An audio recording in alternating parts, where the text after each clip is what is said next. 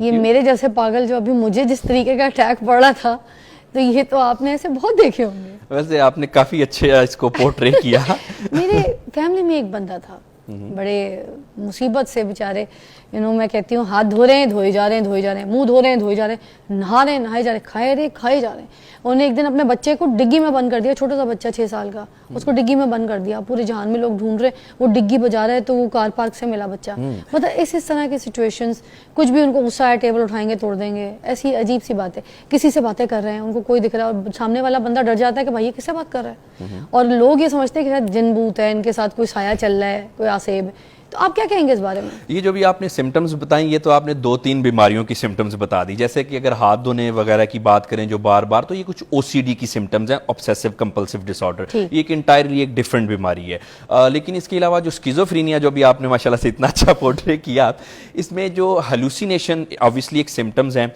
اس بیماری میں ایسا ہوتا ہے کہ برین میں کیمیکل امبیلنس کی وجہ سے ایسی چیزیں سنائی دیتی ہیں یا دکھائی دیتی ہیں اور بعض اوقات محسوس بھی ہوتی ہیں جو کہ ریئلٹی میں ایگزسٹ نہیں کرتی, صرف اسی شخص کو نظر آئیں گی جس کو یہ بیماری ہے. اس کے علاوہ عام طور پہ جو ساتھ والے لوگ ہیں اس کو سمجھ میں نہیں آتا یا نظر نہیں آتی. تو ان کو یہ ایسی کیسی بیماری ہے جس میں ان کو کچھ دکھتا ہے اور کوئی دکھتا ہے جس سے یہ بات کرتے ہیں, رسپونس کرتے ہیں, یہ چیز ذرا سمجھائیے.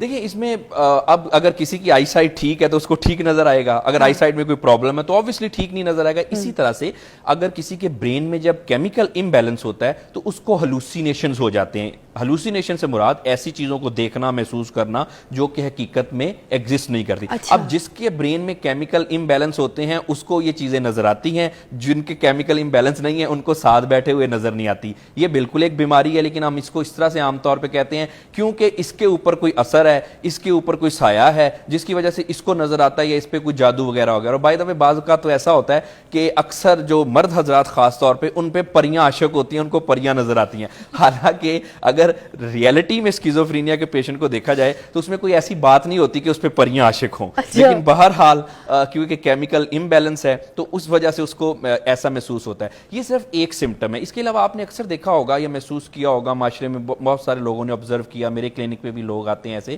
جن کو ڈیلیوژن کا مسئلہ ہوتا ہے. ان کو یہ لگتا ہے کہ شاید ساری دنیا ان کے خلاف ہے یا دنیا کے کچھ لوگ ان کے خلاف سازش کر رہے ہیں اور وہ اپنے آپ کو بچا کے رکھتے ہیں. دور سے باتیں 2 لوگوں کو کرتے ہوئے سنیں گے تو ان کو یہ لگے گا کہ میرے خلاف سازش کر رہے ہیں.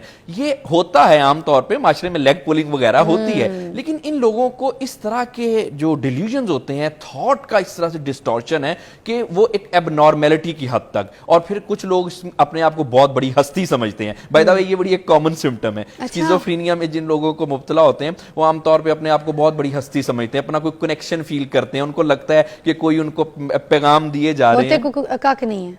بالکل, اگر آپ کسی اسکیزوفرینیا کے شخص کو دیکھیں جو پیشنٹ مبتلا ہے تو آپ کو دیکھ کے پتہ چلے گا اس کا بکھرے ہوئے بال ہیں, کپڑے پھٹے ہوئے ہیں, کوئی ہائیجین کا خیال نہیں ہے, بات وہ ٹھیک نہیں کر سکتا, اس میں باتوں میں ربط نہیں ہوتی, یہ بھی سمٹمز ہیں. اس کے علاوہ ایموشنل ڈسٹربنس ہے, اپنے روز مرہ کے کام نہیں ٹھیک طرح سے کر سکتا. اب جو ایسا شخص جو یہ کام روٹین کے کام نہیں کر سکتا, اس کا ربط ہونا, کسی سے میسج آنا, یہ تو نیئر ٹو امپاسبل ہے. تو دیکھ کے ہمیں لگتا ہے کہ یہ اس کو کوئی مسئلہ ہے.